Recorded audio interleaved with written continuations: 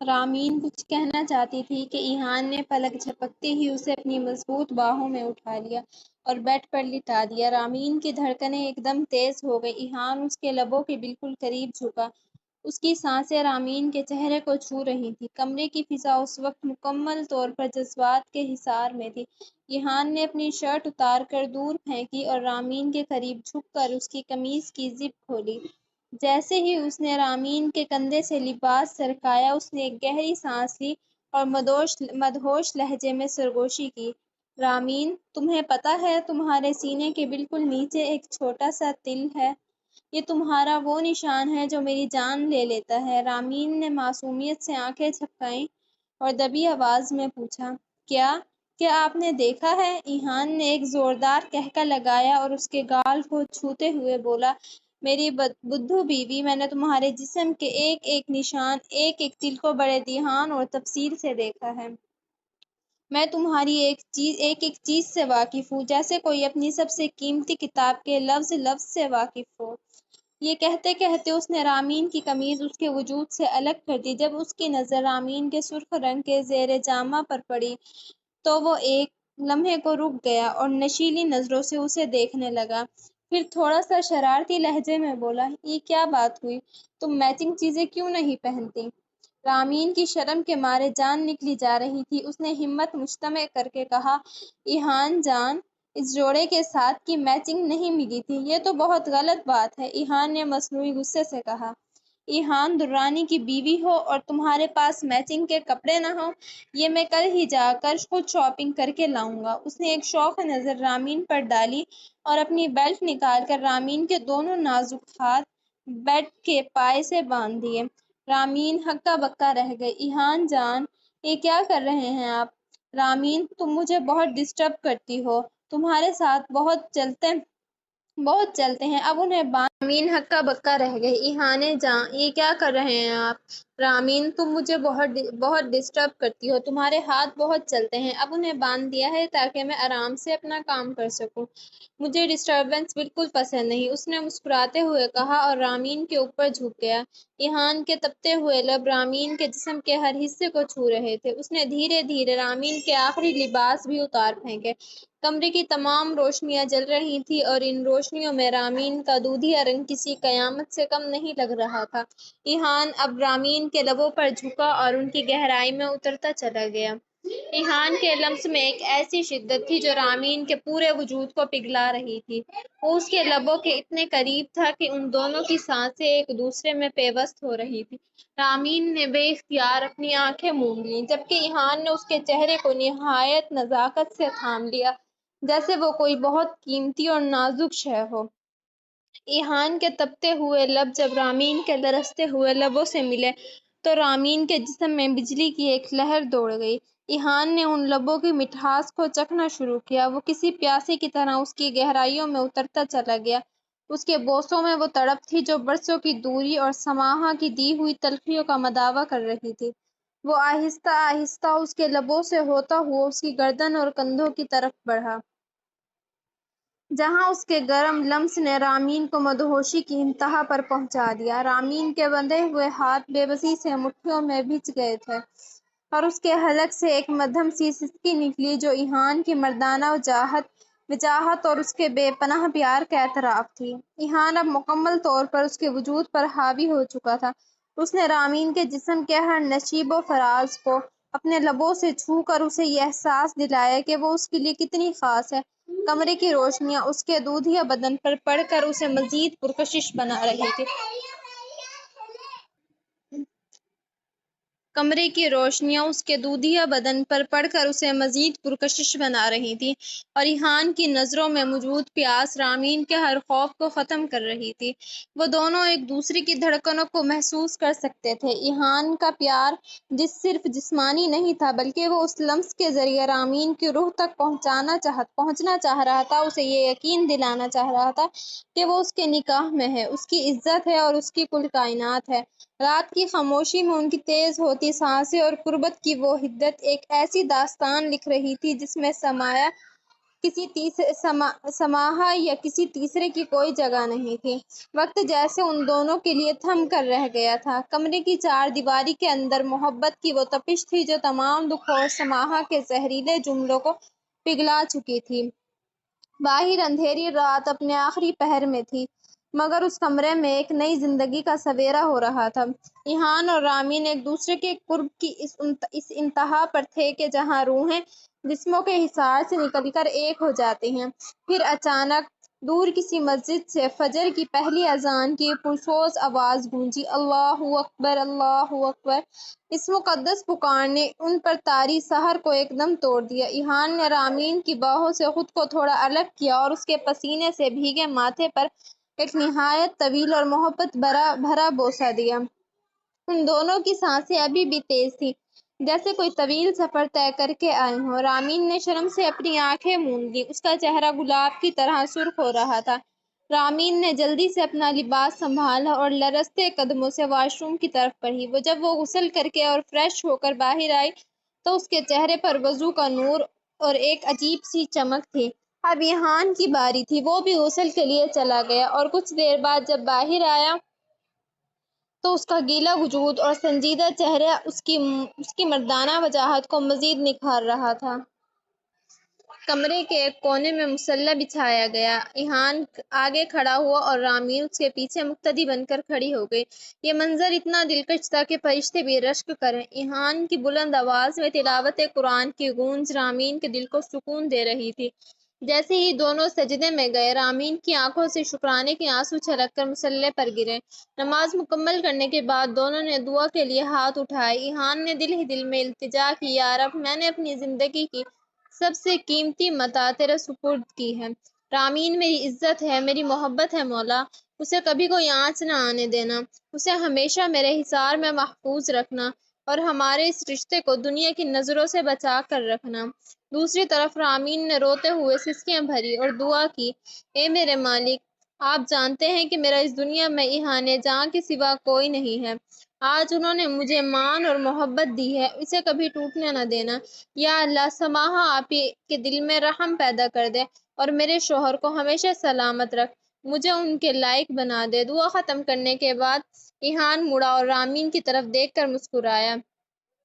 اس نے رامین کا ہاتھ تھام کر اپنے سینے سے لگایا۔ رات کی وہ بے چینی اب ایک پاکیزہ روحانی سکون میں بدل چکی تھی، مگر کچن سے آتی برتنوں کی آواز یاد دلا رہی تھی۔ نماز کے بعد تھوڑی دیر کے لیے دونوں پھر سے نیند کے آغوش میں چلے گئے تھے، مگر جب آنکھ کھولی تو سورج کافی بلند ہو چکا تھا۔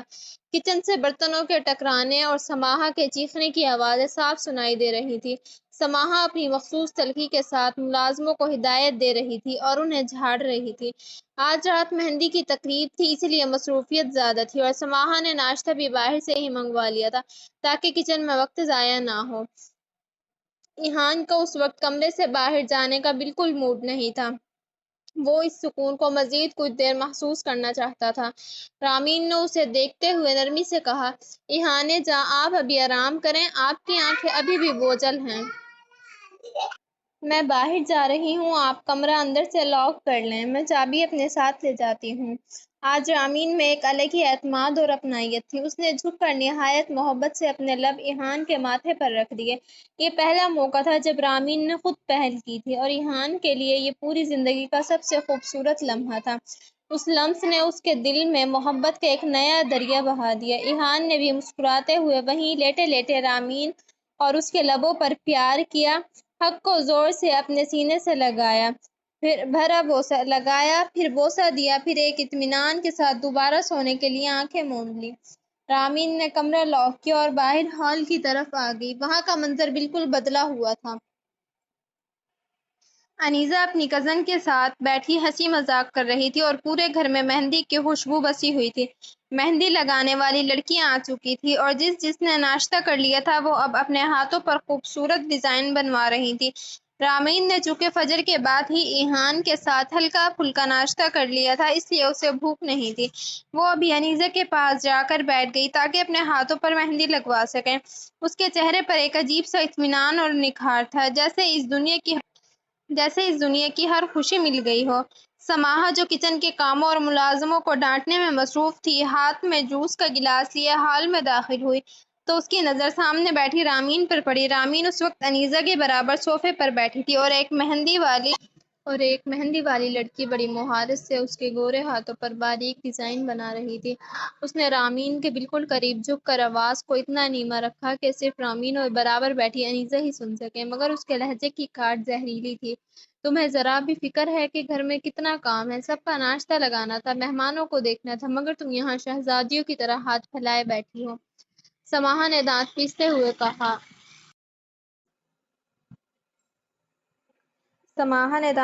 ہوئے کہا۔ تم تو کہتی ہو کہ انیزہ تمہاری بہن ہے، کیا بہن کی شادی میں ایسے ہی ہاتھ پر ہاتھ رکھ کر بیٹھا جاتا ہے؟ ذرا احساس نہیں ہے تمہیں؟ میں اس گھر کی بہو ہوں، مجھے تو ابھی مہندی لگوانی چاہیے تھی کیونکہ سب کام میں سنوار رہی ہوں، اور تم یہاں کی بیٹی بنتی ہو تو تمہیں تو سب سے پہلے کام ختم کرنا چاہیے تھا۔ رامین نے خاموشی سے سماحہ کی کڑوی باتیں سنی، مگر آج اس کے دل میں وہ خوف نہیں تھا جو کل تک تھا۔ اس نے اپنی ہتھیلی پر لگے مہندی کے ڈیزائن کو دیکھا اور پھر نظریں اٹھا کر سماحہ کو دیکھا۔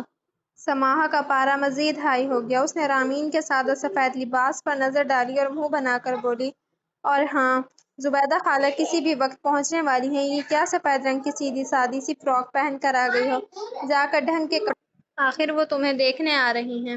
رامین نے ایک دل فریب مسکراہٹ اپنے لبوں پر سجائی، ایسی مسکراہٹ جس نے سماحہ کو مزید تپا دی۔ وہ بڑے اطمینان سے بولی، سماحہ آپی، آپ بلا وجہ ٹینشن لے رہی ہیں۔ میں فجر کی نماز پڑھ کر کچن کے سارے ضروری کام ختم کر کے ہی سوئی تھی، اور انیزہ کا ناشتہ بھی میں نے خود لگایا تھا۔ جہاں تک ان کپڑوں کی بات ہے تو یہ تو میں نے ابھی صبح کے لیے پہن لیے تھے۔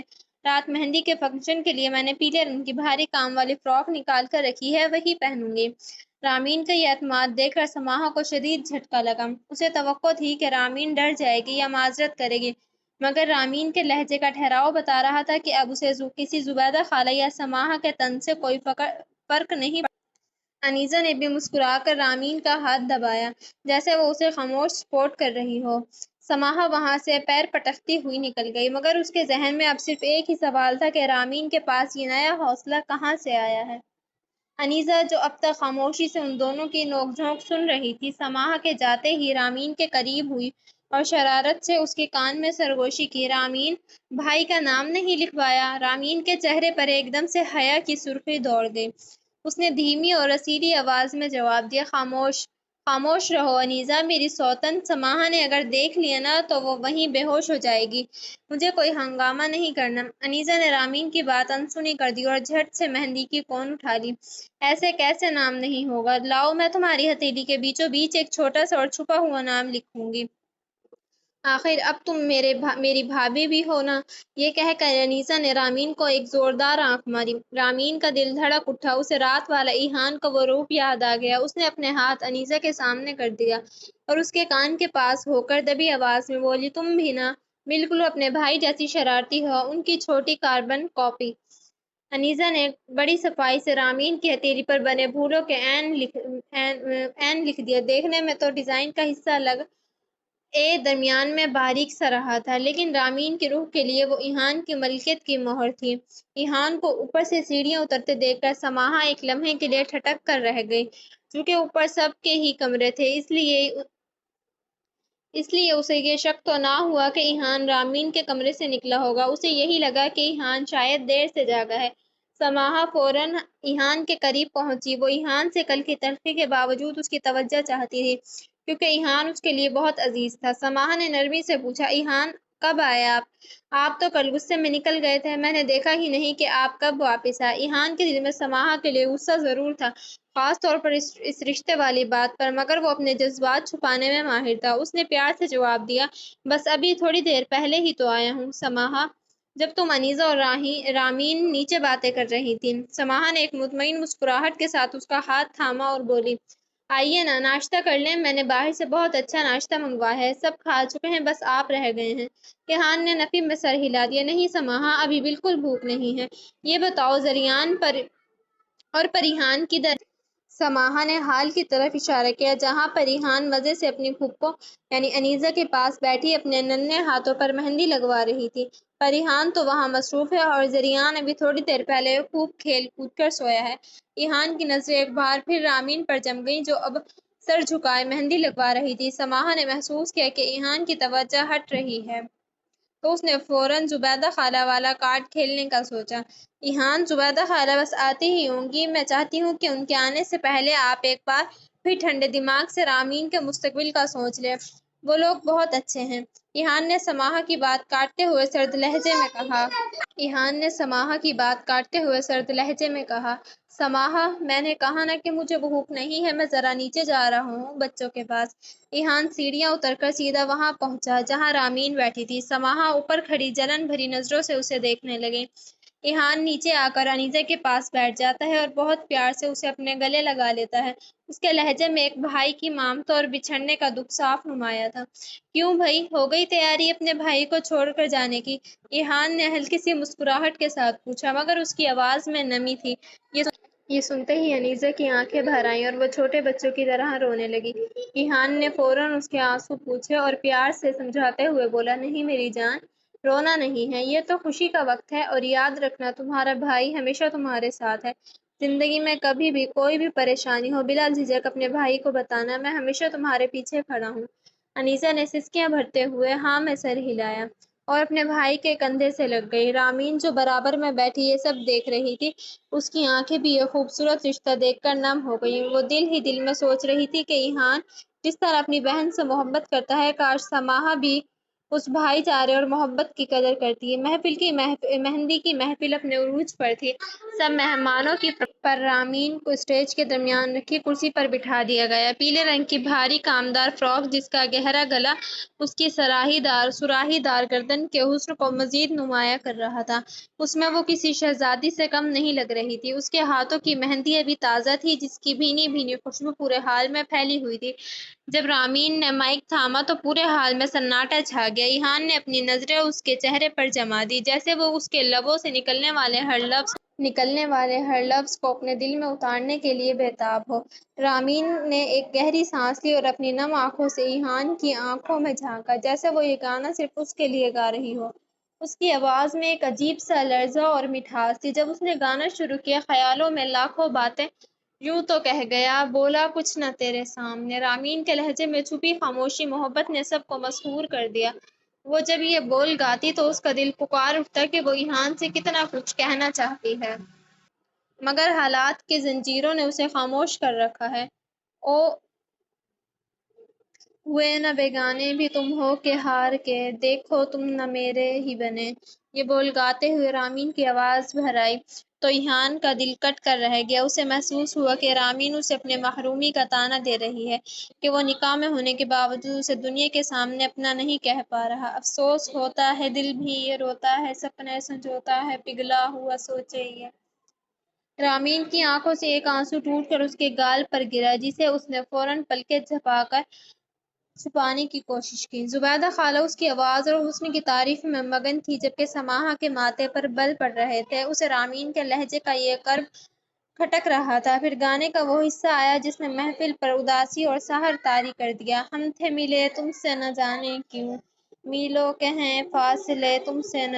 رامین نے یہ بول گاتے ہوئے مائیک تھامے ہاتھ کو ہلکا سا ریحان کی سمت لہرایا۔ اس کی آنکھوں میں میلوں کی دوری کا دکھ صاف جھلک رہا تھا۔ انجانے ہیں سلسلے تم سے نہ جانے کیوں، سپنے ہیں پلکوں تلے تم سے نہ جانے کیوں۔ رامین کی آواز میں اب ایک عجیب سا سوز آ گیا تھا جسے وہ اپنی روح نکال کر ریحان کے قدموں میں رکھ رہی ہو۔ گانے کے اگلے بولوں نے محفل پر موجود ہر شخص کو سحر زدہ کر دیا، مگر ان الفاظوں کا اصل رخ صرف ریحان کی طرف تھا۔ رامین نے اپنی بھیگی نظریں ریحان کی آنکھوں میں گاڑ دیں اور گانے لگی، نگاہوں میں دیکھو میری جو ہے بس گیا وہ ہے ملتا تم سے ہو بہو۔ یہ بول گاتے ہوئے رامین کی آواز میں ایک ایسا اقرار تھا جس نے ریحان کے دل کی دھڑکنیں تیز کر دی۔ وہ بتا رہی تھی کہ اس کی آنکھوں میں جو عکس بسا ہے وہ کسی اور کا نہیں بلکہ صرف اور صرف ریحان کا ہے۔ او جانے تیری آنکھیں تھیں یا باتیں تھیں وجہ، ہوئے تم جو دل کی آرزو۔ رامین نے ایک لمحے کے لیے مائیک سے منہ ہٹایا اور پھر مزید شدت سے گایا، جیسے وہ ان تمام پلوں کو یاد کر رہی ہو جب ایہان کی باتوں اور اس کی نظروں نے اسے اپنا اسیر بنایا تھا۔ سماحہ کا چہرہ غصے سے تمتما رہا تھا کیونکہ وہ رامین اور ایہان کے درمیان اس خاموش گفتگو کو محسوس کر رہی تھی۔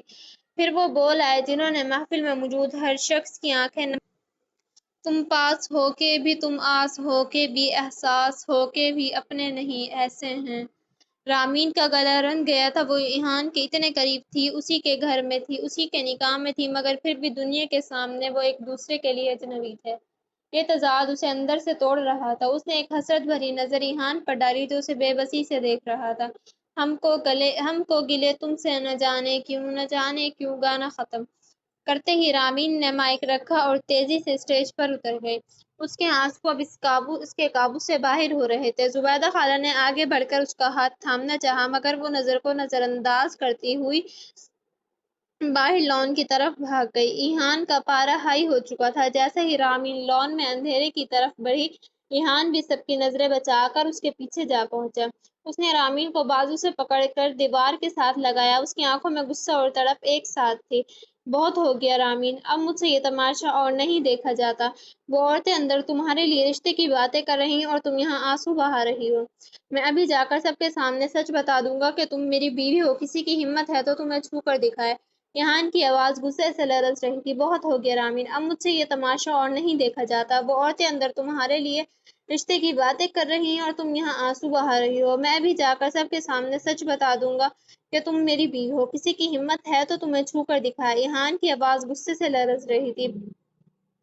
رامین نے تڑپ کر ایہان کے لبوں پر اپنا ہاتھ رکھ دیا۔ اس کی آنکھوں سے ابھی بھی آنسو جاری تھے۔ نہیں ایہان، خدا کے لیے ایسا مت کریں۔ آج انیزہ کی مہندی ہے، کل اس کی شادی ہے۔ اگر آج آپ نے کچھ بھی کہا تو پورے خاندان میں بدنامی ہو جائے گی۔ آپ کا وقار، انیزہ کی خوشی، سب خاک میں مل جائے گا۔ میں آپ کے آگے ہاتھ جوڑتی ہوں، شادی ہو لینے دیں، پھر جو چاہے کر لیجیے گا۔ آپ ابھی اندر چلیں، میں آتی ہوں۔ ایہان نے گہرا سانس لیا۔ رامین کی منت بھری نظروں نے اسے مجبور کر دیا۔ اس نے رامین کے ماتھے کو اپنے ماتھے سے چھوا اور دھیمی آواز میں بولا، صرف تمہاری خاطر جا رہا ہوں، ورنہ میرا بس چلے تو ابھی اس دنیا کو بتا دوں کہ تم صرف میری ہو۔ ایہان واپس ہال کی طرف آگیا اور رامین بھی اپنا چہرہ صاف کر کے کچھ دیر بعد وہاں پہنچ گئی۔ ہال میں اب شور مچ گیا کیونکہ اب باری ایہان کی تھی۔ سب کزنز اور خاص طور پر سماحہ اسے اسٹیج پر بلانے لگی۔ سماحہ چاہتی تھی کہ ایہان کچھ ایسا کرے کہ زبیدہ خالہ اس کی شخصیت سے متاثر ہو جائے۔ ایہان نے مائک سنبھالا مگر اس کی نظریں صرف رامین پر تھیں۔ اس نے گٹار اٹھایا اور تاروں پر انگلیاں پھیرتے ہوئے ایک ایسی دھن چھیڑی جو رامین کے گائے ہوئے گانے کا جواب تھی۔ ایہان نے گٹار کے تاروں پر ایک مدھم اور سحر انگیز دھن چھیڑی۔ ہال کی روشنیاں مزید مدھم کر دی گئیں اور سب کی نظریں ایہان کے باروب وجود پر جم گئی۔ سماحہ کا دل زور زور سے دھڑک رہا تھا۔ اسے پورا یقین تھا کہ ایہان آج اس کے لیے کچھ خاص کرنے والا ہے۔ رامین نے اپنے لب بھینچ لیے اور نظریں جھکا لیں مگر اس کے کان ایہان کے ایک ایک لفظ کے ایہان نے اپنی گہری اور سریلی آواز میں گانا گانا شروع کیا۔ نہ وہ آنکھیں روحانی کہیں، نہ وہ چہرہ نورانی کہیں، کہیں دل والی باتیں بھی نہ جوانی کہیں۔ ایہان نے یہ بول گاتے ہوئے ایک پل کے لیے رامین کے چہرے کی طرف دیکھا جس کے نور نے اس وقت پورے حال کو روشن کر رکھا تھا۔ سماحہ کو لگا کہ ایہان اس کی خوبصورتی کی تعریف کر رہا ہے۔ وہ فخر سے سیدھی ہو کر بیٹھ گئی۔ جگ گھومیا تھارے جیسا نہ کوئی، جگ گھومیا تھارے جیسا نہ کوئی۔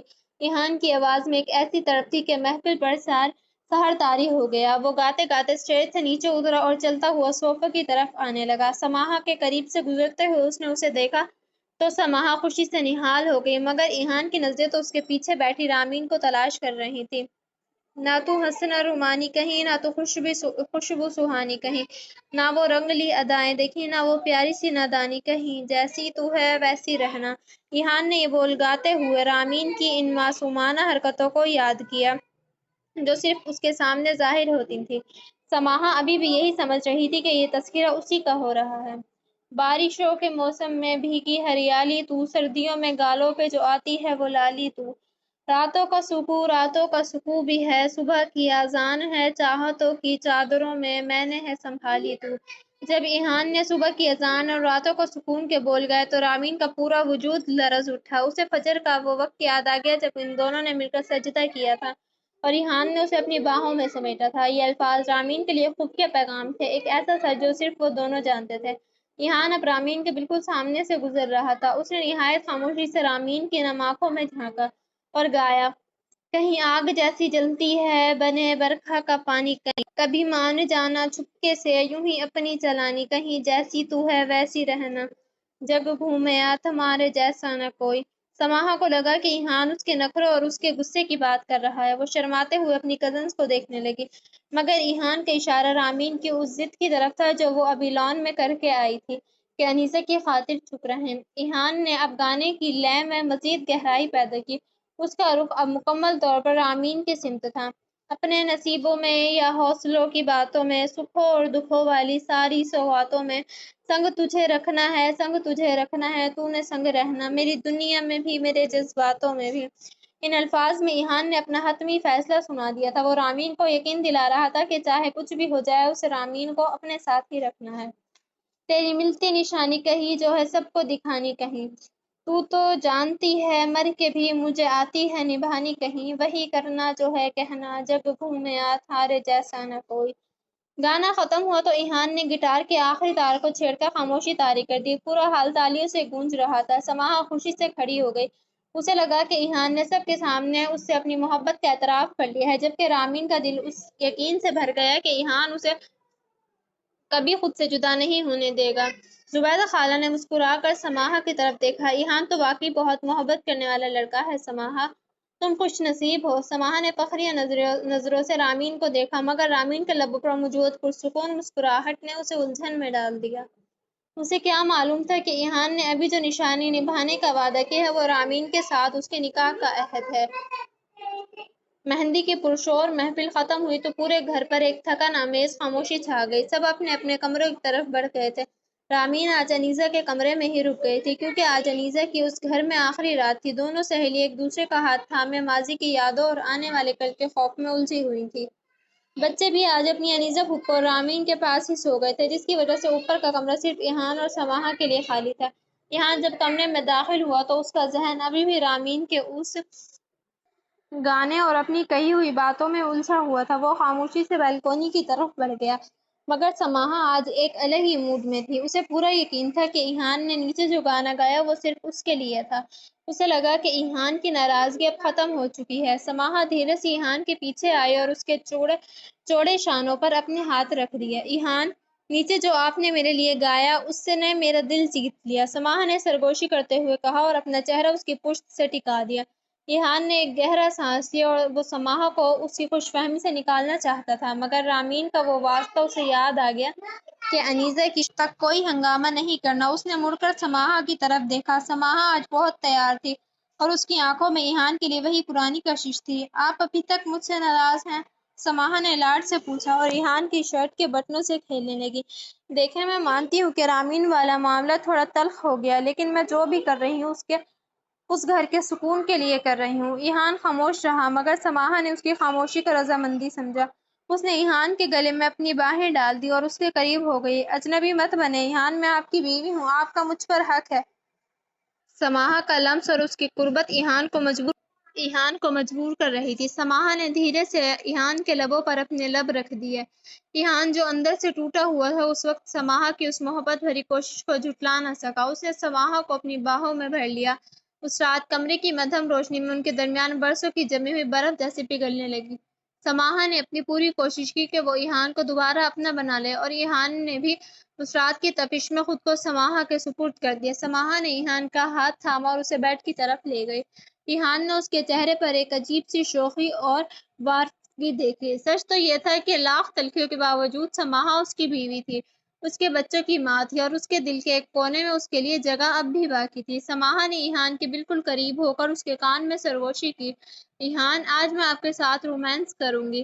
ایحان کے لبوں پر ایک دلکش مسکراہٹ پھیل گئی۔ اس نے سماحہ کے کمر کے گرد ہاتھ ڈال کر اسے اپنی طرف کھینچا اور شرارت سے بولا، اچھا جی، تو جناب کو رومانس کرنا بھی آتا ہے؟ سماحہ نے ناز سے اپنی گردن جھکائی اور پھر ایحان کی آنکھوں میں آنکھیں ڈال کر بولی، اور کیا، اتنے رومانٹک شوہر کی بیوی ہوں اور 2 بچوں کی ماں بھی، اتنا تو اب سیکھ ہی لیا ہے۔ ایحان کھلکھلا کر ہنس پڑا۔ مطلب میری بیوی آج میری عزت لوٹنے کا ارادہ رکھتی ہے؟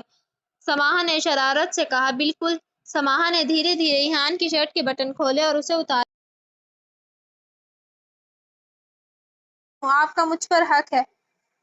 سماحہ کا لمس اور اس کی قربت ایحان کو مجبور کر رہی تھی۔ سماحہ نے دھیرے سے ایحان کے لبوں پر اپنے لب رکھ دیے۔ ایحان جو اندر سے ٹوٹا ہوا تھا اس وقت سماحہ کی اس محبت بھری کوشش کو جھٹلا نہ سکا۔ اس نے سماحہ کو اپنی باہوں میں بھر لیا۔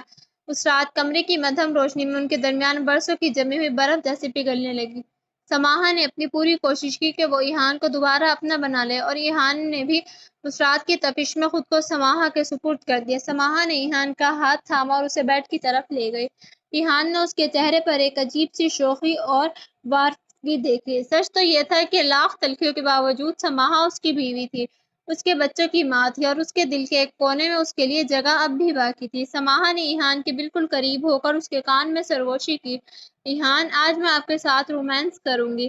ایحان کے لبوں پر ایک دلکش مسکراہٹ پھیل گئی۔ اس نے سماحہ کے کمر کے گرد ہاتھ ڈال کر اسے اپنی طرف کھینچا اور شرارت سے بولا، اچھا جی، تو جناب کو رومانس کرنا بھی آتا ہے؟ سماحہ نے ناز سے اپنی گردن جھکائی اور پھر ایحان کی آنکھوں میں آنکھیں ڈال کر بولی، اور کیا، اتنے رومانٹک شوہر کی بیوی ہوں اور 2 بچوں کی ماں بھی، اتنا تو اب سیکھ ہی لیا ہے۔ ایحان کھلکھلا کر ہنس پڑا۔ مطلب میری بیوی آج میری عزت لوٹنے کا ارادہ رکھتی ہے؟ سماحہ نے شرارت سے کہا۔ بالکل۔ سماحہ نے دھیرے دھیرے ایحان کی شرٹ کے بٹن کھولے اور اسے اتار پھینکا۔ اس نے ایحان کے کشادہ سینے اور گردن پر دیوانہ وار بوسے دینا شروع کر دیے۔ ایحان اس کے لمس کی حدت محسوس کر رہا تھا۔ پھر سماحہ نے اپنی قمیض بھی الگ کر دی۔ اس کا تراشا ہوا بدن ایحان کے سامنے تھا۔ ایحان اس کی خوبصورتی میں جیسے کھو سا گیا۔ وہ جھکا اور سماحہ کی گردن کی نرمی کو اپنے لبوں سے چھونے لگا۔ سماحہ نے اپنی ہمت دکھائی اور ایحان کی پینٹ کی زپ کھول کر اسے بھی اتار دیا۔ ایحان نے مسکرا کر اسے دیکھا اور دبی آواز میں کہا، میری بے شرم بیوی۔ سماحہ نے اس کے سینے پر سر رکھ کر جواب دیا، بالکل آپ جیسی ہوں۔ اس سے پہلے کہ سماحہ کچھ اور کرتی، ایحان نے اسے اپنی مضبوط باہوں میں بھر کر بیڈ پر اپنے نیچے کر لیا۔ اس کی آنکھوں میں اب وہی پرانی پیاس تھی جو سماحہ کے لیے مخصوص تھی۔ اس نے سماحہ کو ہر لباس سے آزاد کر دیا اور اس کے وجود کی گہرائیوں میں اترتا چلا گیا۔ وہ رات ان دونوں کے لیے برسوں کی دوریوں کو مٹانے والی رات ثابت ہوئی، جہاں صرف ان کی تیز سانسیں اور ایک دوسرے کی قربت کا احساس باقی رہ گیا تھا۔ اگلی صبح گھر میں آج ایک الگ ہی جوش و خروش تھا۔ سورج کی پہلی کرن کے ساتھ ہی ملازم ادھر ادھر بھاگتے نظر آ رہے تھے۔ کوئی پھولوں کی سجاوٹ ٹھیک کر رہا تھا تو کوئی ناشتے کی میز پر سجا رہا تھا۔ آج انیزہ کی زندگی کا سب سے بڑا دن تھا، اس کی رخصتی کا دن۔ سماحہ جب بیدار ہوئی تو اس کے وجود میں ایک عجیب سی تازگی اور چہرے پر فاتحانہ مسکراہٹ تھی۔ رات کی قربتوں نے اسے یہ یقین دلا دیا تھا کہ ایحان کے دل میں آج بھی صرف وہی راج کرتی ہے۔ وہ بڑی نفاست سے تیار ہو کر ریشمی لباس پہنے سیڑھیاں اتر کر نیچے آئی۔ نیچے ہال میں رامین پہلے سے موجود تھی۔ وہ رات بھر انیزہ کے پاس جاگی تھی، جس کی وجہ سے اس کی آنکھوں کے گرد ہلکے سائے تھے اور چہرے پر تھکن نمایاں تھی۔ اس کے بکھرے بال اور سادہ سا حلیہ اس کی رات بھر کی بے خوابی کی کہانی سنا رہا تھا۔ سماحہ نے اسے دیکھا تو ایک لمحے کے لیے رک گئی، مگر اس بار اس نے کوئی طنز نہیں کیا، کیونکہ رات کے سکون نے اسے ایک عجیب سے اطمینان میں مبتلا کر دیا تھا۔ اسے اب رامین سے کوئی خطرہ محسوس نہیں ہو رہا تھا، بلکہ اسے رامین کی حالت دیکھ کر اس پر ترس آ رہا تھا۔ گڈ مارننگ رامین، تم تو ابھی سے اتنی تھکی ہوئی لگ رہی ہو، آج تو بہت کام ہے، سماحہ نے ایک دوستانہ مگر برتر لہجے میں کہا۔ رامین نے صرف ایک ہلکی سی مسکراہٹ پر اکتفا کیا، جی بس۔ انیزہ کے ساتھ باتوں میں رات کا پتہ ہی نہیں چلا۔ ناشتے کی میز کا منظر۔ تھوڑی دیر میں سب ناشتے کی میز پر جمع ہو گئے۔ ایحان بھی نہا دھو کر تازہ دم ہو کر آیا۔ اس کی نظریں میز پر رکھی چیزوں سے زیادہ رامین کے تھکے ہوئے چہرے کا جائزہ لے رہی تھیں۔ سماحہ نے بڑے پیار سے ایحان کی پلیٹ میں آملیٹ رکھا اور اس کی پسند کا جوس ڈالا۔ ایحان، آج ناشتہ جلدی ختم کر لیں، انیزہ اور رامین کو پارلر کے لیے نکلنا ہے، رحمت بی بی نے لقمہ توڑتے ہوئے کہا۔ ایحان نے خاموشی سے سر ہلایا، مگر اس کا دل چاہ رہا تھا کہ وہ رامین سے پوچھے کہ وہ ٹھیک ہے یا نہیں، لیکن سماحہ کی مسلسل توجہ اور گھر والوں کی موجودگی نے اسے خاموش رکھا۔ رامین نے بمشکل چند لقمے لیے۔ اس کا دل گھبرایا ہوا تھا، شاید انیزہ کی جدائی کے خیال سے یا پھر ایحان اور سماحہ کی اس ظاہری خوشی کو دیکھ کر پارلر کی روانگی۔ ناشتے کے فوراً بعد گاڑی تیار ہو گئی۔ انیزہ جو سرخ جوڑے میں دلہن بننے کے خواب آنکھوں میں سجائے ہوئے تھی، رامین کا ہاتھ تھامے باہر آئی۔ بھائی، ہم جا رہے ہیں، ہمیں وقت پر لینے آ جائیے گا، انیزہ نے ایحان سے کہا۔ ایحان نے انیزہ کے سر پر ہاتھ رکھا اور رامین کی طرف ایک گہری نظر ڈالتے ہوئے بولا، فکر مت کرو، میں خود آؤں گا، تم لوگ آرام سے تیار ہو جاؤ۔ رامین نے گاڑی میں بیٹھتے وقت ایک بار پلٹ کر ایحان کو دیکھا۔ ایحان کی آنکھوں میں ایک عجیب سا پیغام تھا جو رامین کے تھکے ہوئے وجود میں جان ڈال گیا۔ گاڑی سٹارٹ ہوئی اور وہ دونوں پارلر کی طرف روانہ ہو گئیں۔ اب گھر میں صرف مرد حضرات اور سماحہ رہ گئی تھی، جو اب انیزہ کی رخصتی کے انتظامات کو آخری شکل دینے میں مصروف ہو گئی تھی۔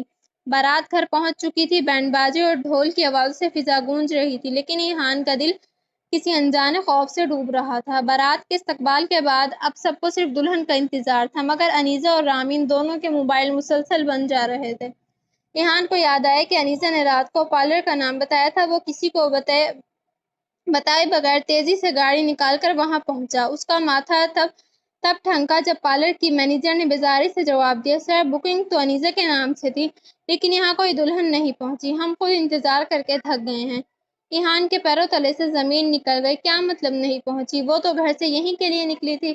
وہ بدحواس ہو کر پارلر سے نکلا۔ اس نے پورا شہر چھان مارا، ہر اس راستے پر گاڑی دوڑائی جہاں سے وہ جا سکتی تھی، ہر ممکنہ جگہ چیک کی، لیکن رامین اور انیزہ کا کہیں کوئی سراغ نہیں تھا۔ 2 گھنٹے گزر چکے تھے۔ ایحان کا فون مسلسل بج رہا تھا۔ گھر والے اور باراتی اب بے صبر ہو رہے تھے۔ ادھر گھر میں سماحہ پریشان ہو رہی تھی کہ ایحان کہاں غائب ہے اور دلہن ابھی تک کیوں نہیں آئی۔ زبیدہ خالہ بار بار پوچھ رہی تھی، بیٹا، لڑکیوں کو آنے میں اتنی دیر کیوں ہو رہی ہے؟ بارات تو کب کی بیٹھ چکی ہے۔ ایحان نے گاڑی سڑک کے کنارے روکی اور اسٹیئرنگ پر زور سے ہاتھ مارا۔ اس کی سمجھ میں نہیں آ رہا تھا کہ وہ کس کو فون کرے۔ کیا ان کا اغوا ہو گیا تھا یا رامین نے انیزہ کے ساتھ مل کر کوئی ایسا قدم اٹھایا تھا جس کا اسے علم نہیں تھا۔ رامین کا موبائل بند ملنا اسے سب سے زیادہ تکلیف دے رہا تھا۔ رحمت بی بی بار بار مرکزی دروازے کی طرف دیکھ رہی۔ ان کے چہرے پر پریشانی کے آثار گہرے ہوتے جا رہے تھے۔ باراتیوں کا استقبال تو ہو چکا تھا، لیکن سب کی نظریں دلہن پر تھی، جو ابھی تک گھر نہیں پہنچی تھی۔ رحمت بی بی نے سماحہ کو پاس بلا کر دبی آواز میں پوچھا، سماحہ، یہ لڑکیاں ابھی تک کیوں نہیں آئیں؟ 2 گھنٹے سے اوپر ہو گیا ہے، باراتی اب ادھر ادھر دیکھ رہے ہیں۔ ایحان کہاں ہے؟ وہ تو انہیں لینے گیا تھا نا۔ سماحہ خود تذبذب کا شکار تھی۔ خالہ، ایحان کا فون بھی نہیں لگ رہا اور انیزہ اور رامین کے نمبر بھی مسلسل بند جا رہے ہیں۔ مجھے سمجھ نہیں آ رہا کہ پارلر میں اتنا وقت کیوں لگ رہا ہے۔ ادھر ایحان کی حالت دیوانوں جیسی ہو رہی تھی۔ وہ پورے شہر کی سڑکیں ناپ چکا تھا۔ اس نے اس پارلر کے باہر پہنچ کر دوبارہ مینیجر سے جھگڑا کیا، آپ ہوش میں تو ہیں؟ انیزہ کی یہاں بکنگ تھی، وہ گھر سے یہیں کے لیے نکلی تھی، وہ کہاں ہے؟ مینیجر نے صاف انکار کر دیا کہ کوئی بھی وہاں نہیں۔ ایحان نے گاڑی کی رفتار بڑھا دی۔ اس کا دل کسی ہولناک حادثے کے خیال سے لرز رہا تھا۔ رامین، انیزہ، کہاں ہو تم لوگ؟ وہ خود سے سوال کر رہا تھا۔ اسے یاد آیا کہ رامین نے صبح ناشتے پر کتنی تھکن محسوس کی تھی۔ کیا راستے میں ان کی گاڑی کا ایکسیڈنٹ تو نہیں ہو گیا؟ اس نے شہر کے 2 بڑے ہسپتالوں کے چکر بھی لگائے، مگر وہاں بھی کوئی اطلاع نہ ملی۔ 2 گھنٹے کا وقت ایحان کے لیے 2 صدیوں جیسا تھا۔ اسے رحمت بی بی کے بار بار آتے ہوئے فونز اور سماحہ کے میسیجز مزید پاگل کر رہے تھے۔ وہ گھر کیا جواب دیتا کہ دلہن اور اس کی محافظ رامین غائب ہو چکی ہیں۔ پھر اچانک ایحان کے موبائل پر ایک انجان نمبر سے میسیج ٹپکا۔ اس نے سڑک کے کنارے گاڑی کو زوردار بریک لگایا۔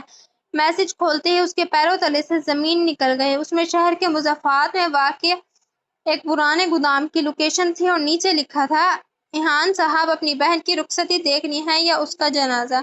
اگر اپنی بہن اور اس خاص لڑکی رامین کو زندہ دیکھنا چاہتے ہو تو اکیلے اس لوکیشن پر پہنچو۔ پولیس یا گھر والوں کو بتایا تو انیزہ کا لال جوڑا اس کے خون سے رنگ دیا جائے گا۔ ایحان صاحب، اپنی بہن کی رخصتی دیکھنی ہے یا اس کا جنازہ؟ ایحان کے ہاتھ کانپنے لگے۔ غصے اور خوف کی ایک لہر اس کے سر سے پاؤں تک دوڑ گئی۔ اس نے فوراً گاڑی کا رخ اس ویران راستے کی طرف موڑ دیا۔ اسے سمجھ آ گیا تھا کہ یہ کسی ایسے شخص کی کارستانی ہے جو اس کے خاندان کی خوشیوں کو برباد کرنا چاہتا ہے۔ جیسے جیسے وہ شہر کی آبادی سے دور ہوتا جا رہا تھا، سڑکیں سنسان اور اندھیری ہوتی جا رہی تھی۔ ایحان نے پستول چیک کی جو اس نے سیٹ کے نیچے رکھی ہوئی تھی اور دانت پیستے ہوئے بولا، اگر انیزہ یا رامین کو ایک خراش بھی آئے تو میں اس شہر کو آگ۔ ایحان کی گاڑی دھول اڑاتی ہوئی سنسان گودام کے سامنے رکی۔ اس کا دل سینے میں ہتھوڑے کی طرح بج رہا تھا۔ اسے کیا معلوم تھا کہ جس بہن کو وہ دنیا کی تمام خوشیاں دینا چاہتا تھا، اس کے پیچھے ماضی کا ایک ایسا باپ چھپا ہے جس سے وہ خود بھی بے خبر تھا۔ انیزہ اپنے کالج کی ایک لڑکی عمر کی محبت میں پاگل تھی۔ یہ 2 سال پرانا قصہ تھا۔ جسے انیسہ نے بڑی مہارت سے سب سے چھپا کر رکھا تھا۔ اس نے اپنے دل کے اس راز کو اتنی رازداری سے سنبھالا تھا کہ اس کی سب سے گہری دوست اور بھابھی رامین کو بھی اس بات کا علم نہ ہونے دیا کہ انیسہ آج کے دن یعنی اپنی شادی والے دن اپنی مرضی سے عمر کے ساتھ بھاگ جانے کا منصوبہ بنا چکی تھی۔ انیسہ کا ارادہ پکا تھا کیونکہ وہ عمر کے بغیر جینے کا تصور بھی نہیں کر سکتی تھی۔ وہ دوسری طرف عمر انیسہ سے سچی محبت کرتا تھا۔ اس کا مقصد کوئی رقم بٹورنا یا کسی کو نقصان پہنچانا نہیں تھا بلکہ اس کا واحد مقصد صرف اور صرف انیسہ کو پانا اور اپنے اس بچے کو اپنا نام دینا تھا جو انیسہ کے وجود میں پرورش پا رہا تھا۔ وہ چاہتا تھا کہ اس سے پہلے کہ بہت دیر ہو جائے وہ اپنی محبت اور اپنے بچے کو ایک جائز پہچان دے دے، اسی لیے اس نے انیسہ کے ساتھ مل کر یہ راستہ چنا تھا۔ جب منصوبہ طے پا گیا تو شادی والے دن جب گاڑی گھر سے نکلی تو انیسہ نے طے شدہ پروگرام کے مطابق اسے ایک سنسان راستے پر رکوایا۔ وہاں عمر اپنی کزن کے ساتھ پہلے سے ان کا انتظار کر رہا تھا، لیکن اس موقع پر انیسہ کے سامنے ایک بڑی دیوار کھڑی تھی اور وہ تھی رامین۔ انیسہ اپنی سہیلی رامین کو سنسان راستے پر اکیلے چھوڑ کر کہیں نہیں جا سکتی تھی۔ اسے ڈر تھا کہ رامین کے ساتھ کچھ غلط نہ ہو جائے یا وہ کسی مصیبت میں نہ پھنس جائے۔ اسی وفاداری اور دوستی کے جذبے کے تحت انیسہ نے فیصلہ کیا کہ وہ رامین کو تنہا نہیں چھوڑے گی بلکہ اسے بھی اپنے ساتھ لے جائے گی۔ جب گاڑی رکی تو وہاں کشمکش شروع ہو گئی۔ رامین کو کچھ سمجھ نہیں آ رہا تھا کہ کیا ہو رہا ہے۔ وہ اسی افراتفری میں عمر کے کزن نے رامین کو بے ہوش کر دیا تاکہ وہ کوئی رکاوٹ نہ ڈال سکے۔ انیسہ پریشان تو ہوئی لیکن رامین کو چھوڑ کر جانا اس کے لیے ناممکن تھا، اس لیے وہ بے ہوش رامین کو بھی اپنے ساتھ اس گودام تک لے آئی۔ انیسہ اب اس گودام میں بیٹھی تھی جہاں اس کا محبوب عمر اس کے سامنے تھا جو اسے اپنانے کے لیے بے قرار تھا، جبکہ دوسری طرف ایک کمرے میں رامین بے ہوش پڑی تھی، اس سب سے بالکل انجان کہ اس کی سہیلی کے اسے ایک فیصلے نے کتنی بڑی قیامت ڈھا دی ہے۔ ریحان نے جیسے ہی گودام کا زنگ آلود اور بھاری دروازہ ایک جھٹکے سے کھولا، اندر کے منظر نے اس کے قدم جکڑ لیے۔ اس نے سوچا تھا کہ وہاں کوئی خونریز مقابلہ ہوگا، کوئی بزدل دشمن اس کی بہن کی گردن پر چھری رکھے کھڑا ہوگا، مگر وہاں کی خاموشی اور منظر توقع سے بالکل الٹ تھا۔ سامنے ایک پرانی لکڑی کی کرسی پر انیسہ بیٹھی تھی۔ وہ بندھی ہوئی نہیں تھی، اس کے ہاتھ آزاد تھے مگر وہ ساکت تھی جیسے اس کے وجود سے روح نکل گئی ہو۔ اس کا مہندی والا لال جوڑا جس پر ابھی کچھ گھنٹے پہلے رحمت بی بی نے صدقے اتارے تھے اب اس گودام کی گرد میں اٹا ہوا تھا۔ وہ سر جھکائے خاموشی سے رو رہی تھی اور اس کے آنسو اس کے بھاری کامدار دوپٹے پر گر کر جذب ہو رہے تھے۔ عمر اس کے بالکل قریب کھڑا تھا مگر اس کے اندر میں کوئی درندگی نہیں تھی۔ نہایت فکر مندی سے انیسہ کے ایک کندھے پر ہاتھ رکھنے کی کوشش کر رہا تھا جیسے اسے دلاسا دے رہا ہو۔ ریحان کی آہٹ پاتے ہی عمر چونک کر مڑا۔ انیسہ ریحان کی آواز غصے اور بے یقینی سے پھٹ رہی تھی۔ اس نے اپنی پستول سیدھی عمر کی پیشانی پر تان لی۔ کتے کی موت ماروں گا تجھے، دور ہو جا میری بہن سے۔ عمر نے پیچھے ہٹنے کے بجائے اپنی جگہ مضبوطی سے قدم جمائے رکھے۔ اس نے آنکھوں میں خوف نہیں بلکہ ایک عجیب سی استقامت تھی۔ ریحان صاحب، گولی چلانی ہے تو چلا دیں لیکن پہلے میری بات سن لیں۔ بات؟ کیا بات باقی رہ گئی ہے؟ ریحان دھاڑا اور انیسہ کی طرف بڑھا، اسے بازو سے پکڑ کر اٹھانے کے لیے۔ اٹھو انیسہ، چلو یہاں سے۔ مگر انیسہ اپنی جگہ سے نہیں ہلی۔ اس نے روتے ہوئے سر اٹھایا اور اپنے بھائی کی طرف دیکھا۔ اس کی آنکھیں التجا سے بھری ہوئی تھیں۔ بھائی رک جائیں، میری بات سن لیں۔ ریحان کا ہاتھ وہیں رک گیا۔ کیا سنوں؟ کیا یہ کہ تم اس بزدل کے ساتھ بھاگ آئے ہو؟ یہ بزدل نہیں ہے ریحان بھائی، عمر کی آواز بلند ہوئی۔ میں نے انیسہ کو اغوا نہیں کیا، یہ اپنی مرضی سے آئی ہے کیونکہ ہم مجبور تھے، ریحان نے قہقہ لگایا جو غصے سے بھرپور تھا۔ مجبور؟ کس بات کی مجبوری؟ عمر نے ایک لمبا سانس لیا اور انیسہ کا ہاتھ تھام لیا۔ ریحان کے سامنے اس کی آنکھوں میں آنکھیں ڈال کر، مجبوری اس معصوم جان کی ہے جو اب اس دنیا میں آئی بھی نہیں ہے۔ انیسہ میرے بچے کی ماں بننے والی ہے۔ یہ سنتے ہی ریحان کو لگا جیسے کسی نے اس کے کانوں میں دہتا ہوا کوئلہ ڈال دیا ہو۔ اس کے ہاتھ سے پستول گرتے گرتے بچی۔ وہ چند لمحے ساکت کھڑا رہا جیسے اس کا دماغ اس سچائی کو قبول کرنے سے انکار کر رہا ہو۔ اس نے تڑپ کر انیسہ کو دیکھا۔ انیسہ، یہ کیا بکواس کر رہا ہے؟ بولو کہ یہ جھوٹ ہے۔ انیسہ نے پھوٹ پھوٹ کر رونا شروع کر دیا اور عمر کا ہاتھ مزید سختی سے پکڑ لیا۔ یہ سچ ہے بھائی، ہم 2 سال سے ایک دوسرے کو چاہتے ہیں۔ میں نے آپ سے سب کچھ چھپایا، میں جانتی ہوں میں نے گناہ کیا، میں نے آپ کی عزت خاک میں ملا دی، لیکن میں اس بچے کو کسی اور کا نام نہیں دے سکتی تھی، میں کسی اور کے ساتھ نکاح کے بندھن میں بندھ کر اس معصوم کے ساتھ دھوکہ نہیں کر سکتی تھی۔ ریحان کی آنکھوں میں خون اتر آیا۔ اسے رامین یاد آئے، اسے اپنی ماں رحمت بی بی کی وہ دعائیں یاد آئیں جو وہ انیسہ کے نصیب کے لیے مانگتی تھی۔ تم نے رامین کا سوچا؟ وہ تمہاری حفاظت کے لیے تمہارے ساتھ تھی، اس لیے تو میں اسے ساتھ لے آئی، انیسہ نے سسکیاں بھرتے ہوئے کہا۔ جب ہم وہاں سنسان راستے پر رکے تو میرا دل نہیں مانا کہ میں اپنی بھابھی کو وہاں اکیلا چھوڑ دوں۔ مجھے ڈر تھا کہ کوئی اسے نقصان نہ پہنچا دے، میں اسے چھوڑ کر نہیں آ سکتی تھی بھائی، اس لیے اسے بھی ساتھ لے آئی۔ عمر اس سے کوئی دشمنی نہیں رکھتا، اسے صرف بے ہوش کیا تاکہ وہ ہمیں روک نہ سکے۔ ایہان کا سر چکرانے لگا، ایک طرف اس کی اپنی بہن کا اعتراف پہ جرم تھا، دوسری طرف اس کی وہ محبت جس نے اسے اندھا کر دیا تھا، اور تیسری طرف اس کا وہ بچہ جو ابھی پیدا بھی نہیں ہوا تھا۔ گودام کی فضا بوجھل ہو گئی، ایہان کو سمجھ نہیں آ رہا تھا کہ وہ اس عمر کو قتل کر دے یا اپنی بہن کو اس کے حال پر چھوڑ دے۔ عمر نے پھر قدم آگے بڑھایا۔ ایہان صاحب، میں انیسہ سے سچی محبت کرتا ہوں، میں اسے اپنا نام دینا چاہتا ہوں، میں اسے یہاں کوئی نقصان پہنچانے نہیں لایا، میں تو بس اپنے حق کے لیے لڑ رہا ہوں۔ ایہان کی پستول والا ہاتھ آہستہ آہستہ نیچے گر گیا، جیسے اس کے بازوؤں سے ساری سکت نچوڑ لی۔ اس کے کانوں میں اب بھی عمر کے وہ الفاظ ہتھوڑوں کی طرح بج رہے تھے، انیسہ میرے بچے کی ماں بننے والی ہے۔ اسے ایسے لگا جیسے اس کے وجود کی بنیادیں ہل گئیں۔ وہ شخص جو اپنی غیرت اور اپنی بہن کے مان کے لیے پوری دنیا سے لڑ سکتا تھا، آج اپنی ہی بہن کے سامنے ہار گیا تھا۔ ایہان کا توازن بگڑا اور وہ ایک بے جان لاش کی طرح وہیں گودام کے کھردرے فرش پر ڈھیر ہو گیا۔ اس کی آنکھوں میں نمی نہیں تھی، بلکہ ایک ایسی وحشت تھی جو انسان کو جیتے جی مار دیتی ہے۔ وہ فرش پر بیٹھا سامنے دیوار کو تک رہا تھا، جیسے وہاں اسے اپنی برباد ہوتی عزت کے سائے نظر آ رہے ہوں۔ انیسہ، جو اب تک کرسی پر ساکت بیٹھی تھی، اپنے بھائی کی حالت دیکھ کر خود کو سنبھال نہ سکی۔ وہ تڑپ کر فرش پر گری اور گھسیٹتی ہوئی ایہان کے قریب پہنچی۔ اس نے اپنے کانپتے ہاتھوں سے ایہان کے پیر پکڑ لیے۔ بھائی، مجھے مار دیں، مجھے ختم کر دیں، لیکن خدا کے لیے ایسے خاموش نہ ہوں۔ انیسہ کی ہچکیاں گودام کی خاموشی کو چیر رہی تھیں۔ میں گناہ گار ہوں بھائی، میں نے آپ کی پگڑی اچھالی، میں نے رحمت بی بی کے دودھ کی لاج نہیں رکھی، میں جانتی ہوں میں معافی کے قابل نہیں ہوں، لیکن میں کیا کرتی، میں اپنی ممتا سے ہار گئی تھی، میں اس معصوم کو گمنامی کی موت نہیں دے سکتی تھی جو مجھ میں سانس لے رہا ہے۔ ایہان نے کوئی جواب نہیں دیا، وہ اب بھی ساکت تھا۔ انیسہ نے اس کے پاؤں پر اپنا سر رکھ دیا، اس کے آنسو ایہان کے بوٹوں کو بھگو رہے تھے۔ بھائی، عمر نے مجھے مجبور نہیں کیا، یہ تو مجھے روک رہا تھا، لیکن میں نے ہی اسے واسطہ دیا کہ اگر وہ مجھے آج یہاں سے نہیں لے جائے گا تو میں خودکشی کر لوں گی۔ رامین بھابھی کا اس میں کوئی قصور نہیں ہے، وہ تو بے خبر تھی، میں انہیں زبردستی اس لیے لائی کہ میں انہیں اس خطرناک راستے پر تنہا چھوڑنے کی ہمت نہیں آ رہی تھی۔ مجھے لگا اگر وہ میرے ساتھ ہوں گی تو میں محفوظ رہوں گی۔ عمر، جو دور کھڑا یہ سب دیکھ رہا تھا، اس کی آنکھیں بھی بھر آئیں۔ وہ آہستہ سے آگے بڑھا اور ایہان کے سامنے گھٹنوں کے بل بیٹھ گیا۔ ایہان صاحب، میں جانتا ہوں کہ آپ کی نظر میں ایک مجرم ہوں، لیکن میں نے صرف اپنی محبت اور اپنی اولاد کی پہچان چاہی ہے۔ آپ اسے جو بھی سزا دیں گے یہ قبول کر لے گی، لیکن خدا کے لیے اسے اپنا نام دے لینے دیں تاکہ یہ بچہ سر اٹھا کر جی سکے۔